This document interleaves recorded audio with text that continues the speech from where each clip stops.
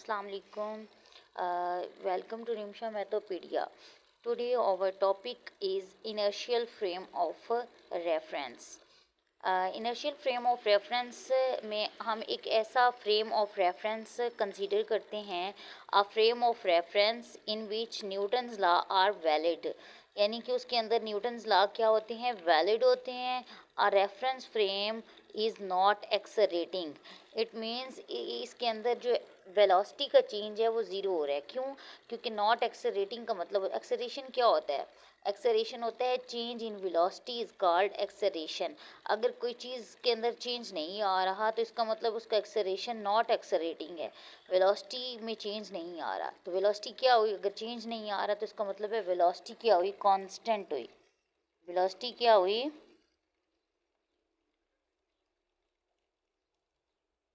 Constant हमारे पास हुई. ये इस पूरे फ्रेम ऑफ रेफरेंस की जो वेलोसिटी है वो क्या है, कांस्टेंट है. यानी अगर एक ऑब्जर्वर चल रहा है तो वो कांस्टेंट स्पीड के साथ चलेगा, जिसकी वेलोसिटी क्या होगी, कांस्टेंट या यूनिफॉर्म होगी. अगर ये यूनिफॉर्म हो फिर भी उसे कांस्टेंट वेलोसिटी ही कहते हैं, और एक्सेलरेशन उसका क्या होता है, ज़ीरो होता है. ठीक है, ये हमारे पास एक इनर्शियल फ्रेम ऑफ रेफरेंस है. इन इनर्शियल फ्रेम ऑफ क्यों रेफरेंस क्यों कह रहे हैं, दोनों फ्रेम ऑफ रेफरेंस के लिए हमारा जो न्यूटन लॉ है वो क्या कर रहा है, होल्ड कर रहा है. ओके, तो हम इस अब हमें हेड टू टेल रूल के अकॉर्डिंग अगर इस वेक्टर को और इस वेक्टर को इसकी इसकी इसका हेड इसकी टेल के साथ है और इसकी टेल और इसकी टेल, इसका मतलब रिजल्टेंट वेक्टर ये है. तो रिजल्टेंट वेक्टर हम लिखते हैं R is equal to capital R plus R dash. Okay, ये इस तरह लिखा जाता है. ठीक है, अब हम इनकी वेलोसिटी, चूँकि हम वेलोसिटी की बात कर रहे हैं तो वेलोसिटी की तरफ जाते हैं. या in inertial frame of reference अगर हमने प्रूव करना है तो इनके लिए न्यूटन्स लॉ का होल्ड करना, यानी दोनों रेफरेंस फ्रेम के लिए न्यूटन्स लॉ का होल्ड करना बहुत ज़रूरी है. ठीक है, इसलिए इसके अकॉर्डिंग हम क्या करेंगे, इसको करेंगे. अब वेलोसिटी मैं निकालती हूँ. वेलोसिटी होता है पोजीशन वेक्टर का derivative with respect to T, that is called velocity. इसी तरह आप इधर भी ले लें, दोनों तरफ डेरिवेटिव अप्लाई किया. जब डेरिवेटिव अप्लाई किया तो आपके पास ये आ गया D R dash over D T.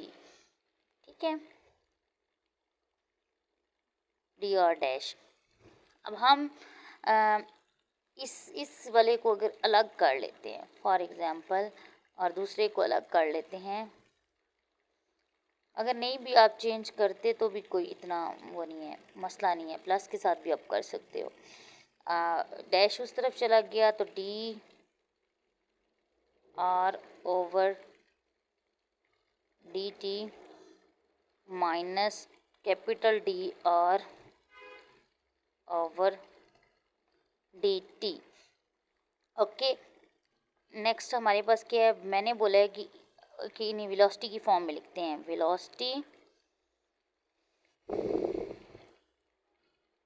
v dash is equal to है जी small v plus minus capital V.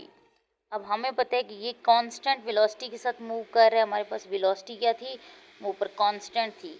तो वेलोसिटी अगर कांस्टेंट है तो ये हमें पता है कि ये कांस्टेंट है, ये यूनिफॉर्म है.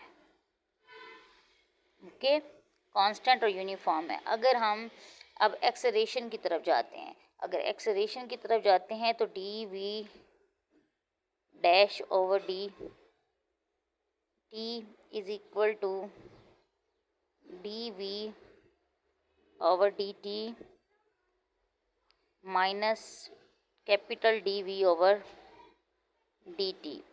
इसका मतलब ये ज़ीरो होगा.